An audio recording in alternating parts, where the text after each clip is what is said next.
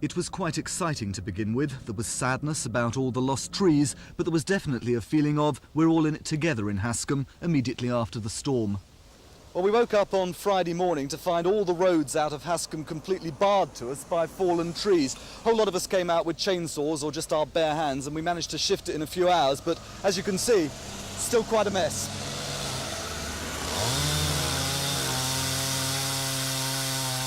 The professional woodsmen are having a field day, but they're not just out for profit.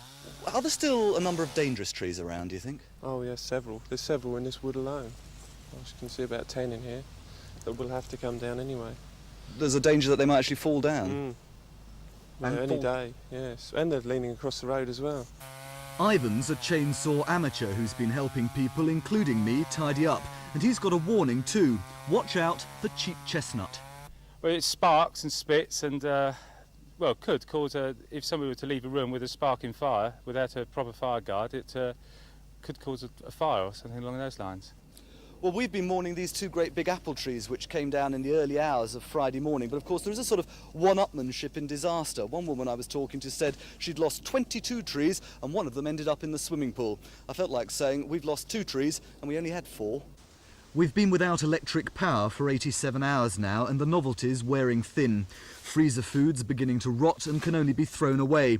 And in a village with no mains gas, cooking is a real problem. It's particularly difficult with children. Yes, well, adults really can manage on whatever is going, but it's very difficult to try and make them have a meal, a proper meal. And she's just really living on bread and yoghurt and fruit, anything that can be kept without refrigeration.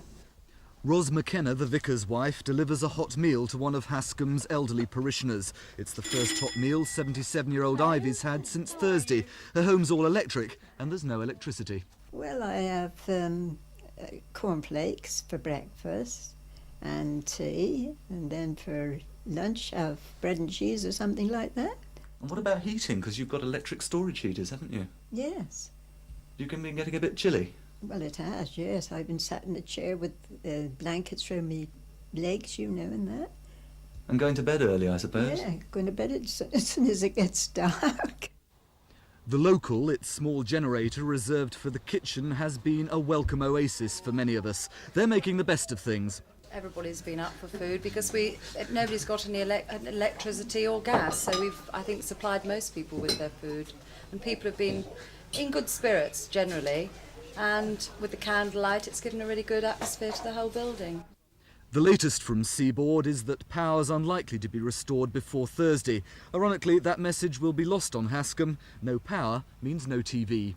Paul Larsman, Thames News.